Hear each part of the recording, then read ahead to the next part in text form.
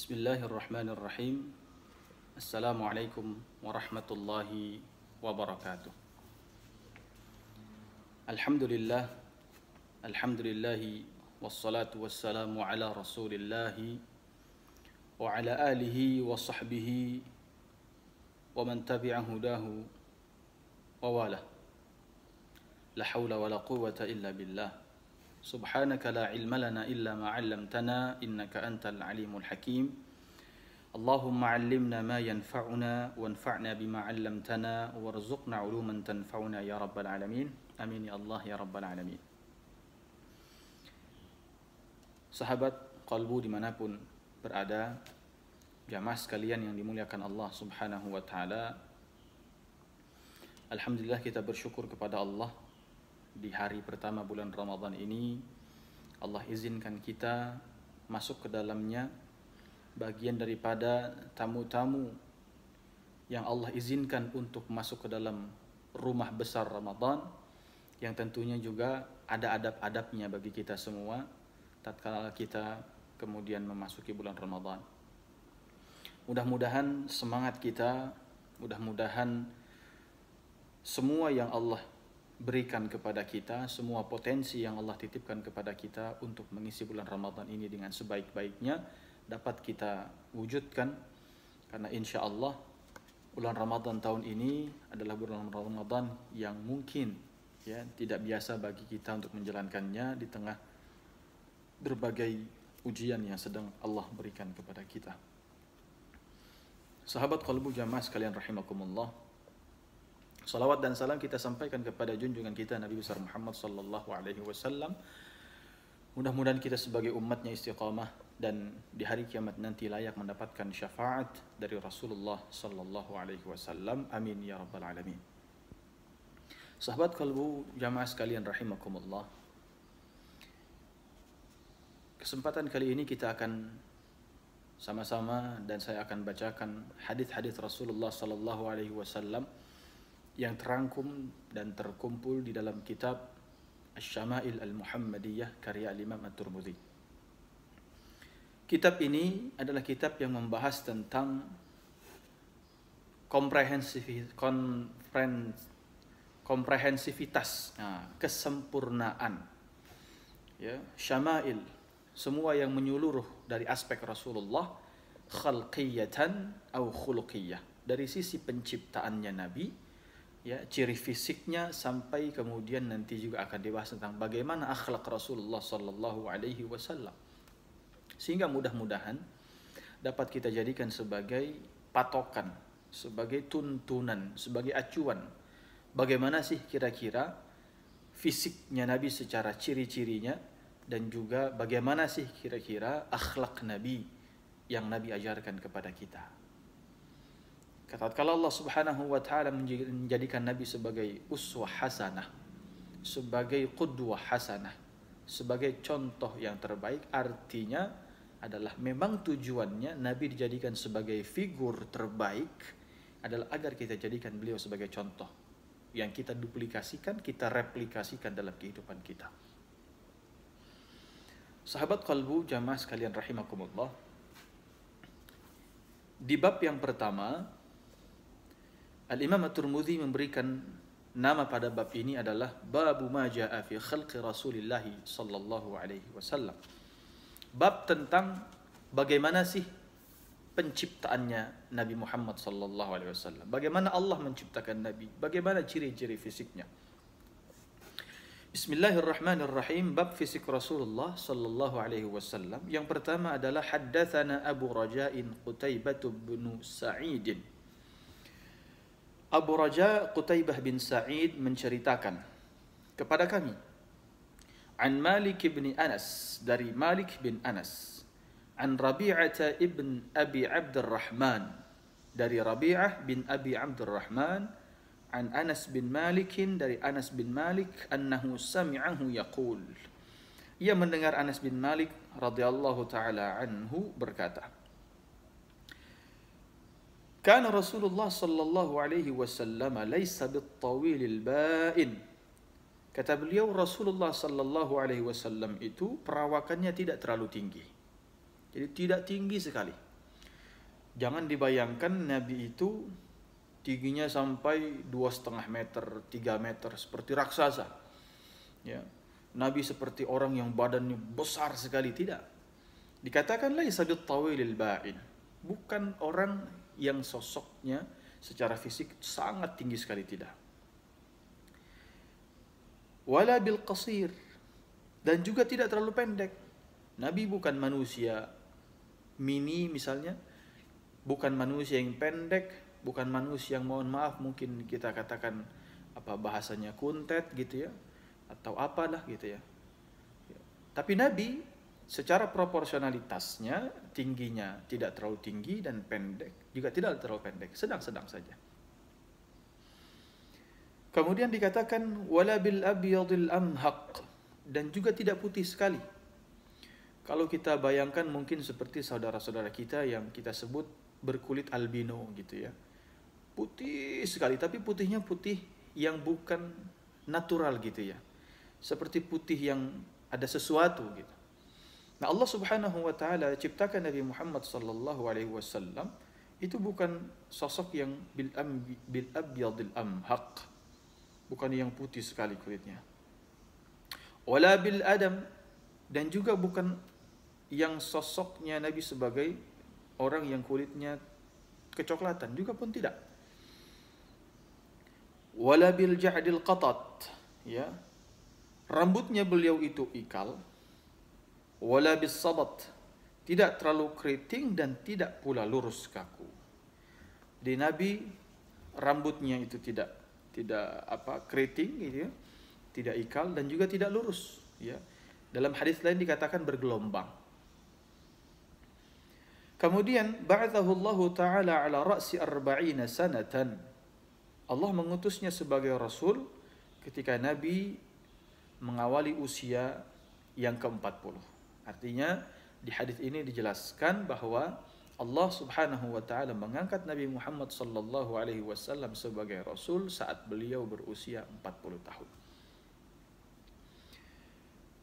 Fa'aqama bi Makkah 10 sinin. Kemudian beliau menetap di kota Mekah selama 10 tahun. Wa bil Madinati 10 sinin, dan juga beliau menetap di Madinah selama 10 tahun. Wa tawaffahu Allah taala ala ra'si 60 sanatan, dan Allah wafatkan Nabi Muhammad saat beliau berusia kurang lebih 60 tahun, ya, 60-an tahun. Walaysa fi ra'sihi wa lihyatihi 20 sya'ratan bayda, dan tidaklah dijumpai, tidaklah ada di kepala beliau dan juga di janggut beliau rambut-rambut yang berwarna putih itu melebihi 20 helai rambut. Jadi sangat sedikit sekali ubannya. Jamaah sekalian, sahabat kalbul yang dimuliakan Allah Subhanahu wa taala. Ada beberapa poin yang ditegaskan dalam hadis ini. Yang pertama, ukuran tinggi badan Nabi tentu yang pertama dikatakan tidak begitu tinggi. Bukan seperti raksasa, dan juga bukan pendek yang mungkin terbayangkan waliyadzubillah, sosok yang mini misalnya, tidak. Nabi pula kemudian dijelaskan dalam hadis ini dari sisi warna kulitnya tidak putih sekali, ya. Kemudian tidak hitam atau tidak kecoklat-coklatan. Dalam hadis lain misalnya dikatakan kulit beliau seperti kemerah-merahan. Kemudian dari sisi rambutnya, bentuk rambutnya dikatakan tidak ikal, tidak keriting. Dalam hadis lain dikatakan agak bergelombang. Ya, tinggi badan, kemudian juga rambut beliau, bentuk rambutnya, kemudian juga warna kulitnya. 3. Yang keempat, ada yang perlu kita catat adalah, Ustaz, bukankah Rasulullah Sallallahu Alaihi Wasallam menetap di Mekah setelah diangkat menjadi Nabi itu selama 13 tahun? Kenapa dalam hadis ini kok dikatakan fa'aqama bi Makkah 10 sinin? Kenapa dikatakan dalam hadis ini bahwa Rasulullah Sallallahu Alaihi Wasallam menetap di kota Mekah selama 10 tahun? Dan di akhir hadisnya pun dikatakan bahwa tawaffahu Allah Ta'ala ala ra'si 60 sanah. Dan Allah wafatkan Nabi Muhammad di awal usia 60 tahun. Kalau kita ingin mengambil cara berpikir yang sederhana saja, kita dapat menjumpai dalam kitab-kitab salafus saleh, para ulama kita, banyak terjadi perbedaan, ya, redaksi ketika mengatakan tentang kapan wafatnya sahabat fulan, kapan meninggalnya ulama fulan, kapan lahirnya sahabat fulan, kapan lahirnya ulama fulan, dan seterusnya. Tentang waktu kejadian banyak kemudian kita jumpai ada perselisihan, ada perbedaan redaksi dan seterusnya. Ini sesuatu yang wajar, sahabat qalbu rahimakumullah. Sebab apa? Kita tahu di zaman dulu, ya, mungkin tidak bisa kita jumpai seperti adanya penanggalan-penanggalan yang atau catatan-catatan administratif yang bisa kita jadikan sebagai acuan seperti zaman sekarang. Orang zaman sekarang melihat dan ingin mengetahui misalnya orang lahir tahun berapa, bisa diketahui dari akte kelahirannya, dari KTP-nya, kemudian juga mungkin dari berbagai macam identitasnya. Tapi di zaman dulu tidak ada istilah KTP. Kita tidak jumpai ada akte kelahiran dan seterusnya. Jadi 10 tahun yang dibayangkan adalah 10 tahun mungkin, ya. Karena sebabnya apa? Tidak ada kepastian tentang bentangan waktunya. Ya, itu yang pertama kemungkinan. Yang kedua adalah karena 10 tahun digambarkan sebagai bilangan maksimal, seperti menggambarkan waktu yang lama, ya. Bentuk jamak, ya, 3 sampai 10, ya. Itu diartikan sebagai proses yang lama. Beliau tinggal di kota Mekah lama dan juga beliau tinggal di kota Madinah yang dalam waktu yang lama. Kemudian juga bisa kita artikan sebagai lamanya Rasulullah SAW iqamah, tinggal di kota Makkah selama 10 tahun adalah masa-masa beliau menjalankan dakwah mulai terang-terangan. Karena 3 tahun pertama beliau menjalankan dakwah secara sembunyi-sembunyi di kota Makkah. Ala kulli hal, kita tidak ingin kemudian memperbanyak perdebatan dalam hal ini. Kemudian yang kita jelaskan juga, yang perlu kita garis bawahi adalah ternyata Nabi Muhammad SAW di kepalanya dan juga di janggutnya tidak terlalu banyak ditemukan uban. Ya. Bayangkan dengan kita, coba kita bandingkan dengan kita. Berapa banyak uban di rambut kita, rambut kepala kita, dan berapa banyak uban mungkin di janggut kita. Dengan usia yang sama, Rasulullah SAW wafat usia 63 tahun kurang lebih. Ya. Tapi di janggutnya dan juga di rambut kepalanya jarang sekali kita dapati, atau jarang sekali didapati adanya uban. Kira-kira apa yang membuat kita beruban?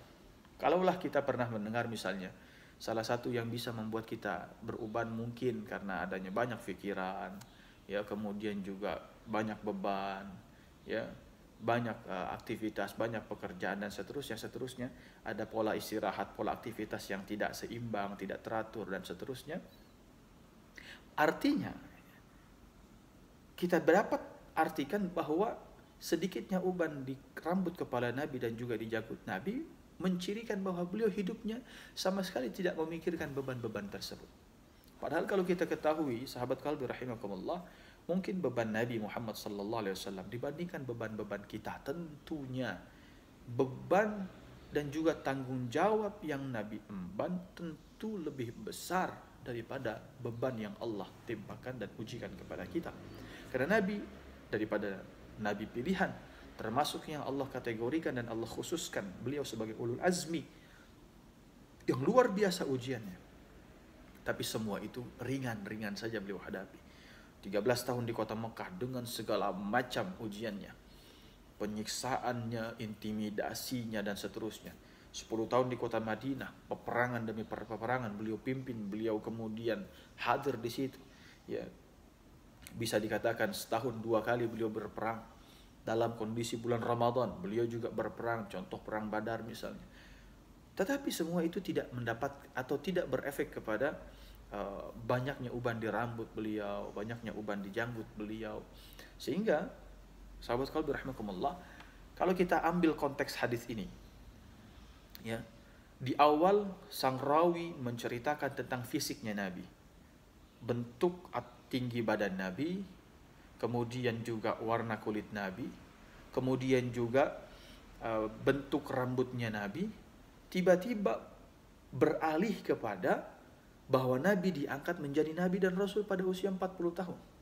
Apa jembatannya yang menghubungkan dan apa korelasinya antara bentuk fisik Nabi berupa tinggi badan Nabi, warna kulit Nabi, bentuk rambut Nabi? Kok tiba-tiba beliau menceritakan tentang Nabi diangkat menjadi Nabi dan Rasul ketika usia 40 tahun, beliau menetap di Mekah 10 tahun, menetap di Madinah 10 tahun, dan wafat dalam kondisi usia beliau di awal 60-an tahun, dan beliau tidak didapati uban di rambut kepalanya dan janggutnya. Apa sebenarnya hubungannya? Kenapa sang rawi, sang periwayat meriwayatkan hadis ini menyambungkan begitu saja? Kalau kita ingin gali sedikit hikmahnya, beliau seolah-olah ingin menceritakan kepada kita bahwa tugas kenabian, ya, tugas kenabian yang Nabi emban dan Nabi pikul sama sekali tidak ada efek kepada uban.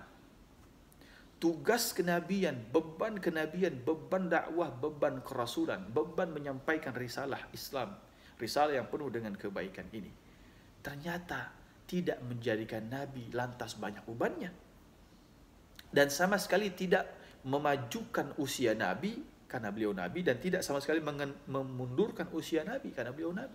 Tidak. Tapi usia 60-an tahun sudah Allah tetapkan. Usia Nabi diangkat menjadi Nabi sudah Allah tetapkan 40 tahun. Usia lamanya Nabi di kota Mekah sudah Allah tentukan 10 tahun atau 13 tahun. Lamanya waktu Nabi berdakwah di Madinah sudah Allah tentukan 10 tahun. Sehingga ternyata hidup ini akan indah, akan mudah, akan kita nikmati dengan senikmat-nikmatnya seandainya kita faham bahwa yang kita jalani ini adalah semua ketentuan Allah Subhanahu wa taala. Kita hanya berpindah dari stasiun kepada stasiun berikutnya. Kemana Allah membawa kehidupan kita, maka serahkan semuanya kepada Allah Subhanahu wa taala. Tidak penting dalam urusan dakwah kita bagaimana bentuk tubuh kita. Tidak menjadi sesuatu yang prioritas dan yang urgen sekali bagi kita dalam urusan dakwah kita, dalam urusan aktivitas kehidupan kita.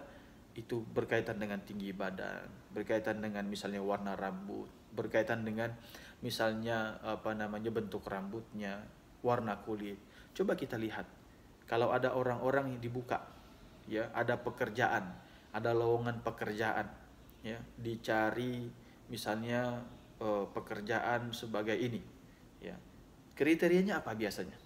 Tinggi badan, ya, kelihatan good looking, misalnya cantik, ganteng, tingginya proporsional, dan seterusnya.